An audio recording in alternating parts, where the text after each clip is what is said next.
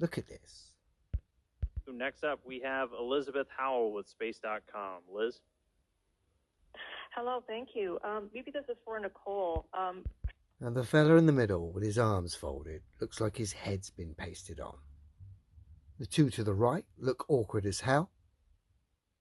And of course, when we look to the left, we can see why. Who can justify having their hair like that at work? That's right, no one. It makes no sense whatsoever unless you're trying to sell the lie of a weightless environment created by a space station that's orbiting a scientifically impossible ball. Look at how silly this all looks these days and how awkward these clowns look. Trying to get Frank into that Crew Dragon must have been one of the most interesting applications of just-in-time training. Can you talk about how you and the rest of the crew, and of course Frank, got that scenario together? Thanks. Well, it was really the teams at NASA and SpaceX that worked very closely to come up with a plan quite quickly so that we can safely add... Rather than talk about that, Tosh, why don't you talk about why your colleague there's hair's like that? In fact, let's talk about what we think's going on here. Is it lots of hairspray? And is she upside down? Or is it like computer graphics overlaid now?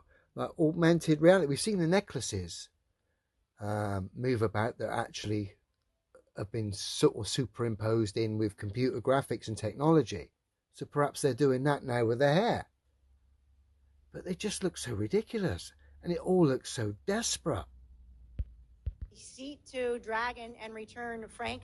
Even the participants just look so awkward. Matey with his arms folded, all defensive and uncomfortable. And of course his head looks like it's been pasted on. And the poor old girl who clearly drew the short straw. Oh dear. Josh actually put the seat liner in Dragon. So do you want to talk to that, Blue?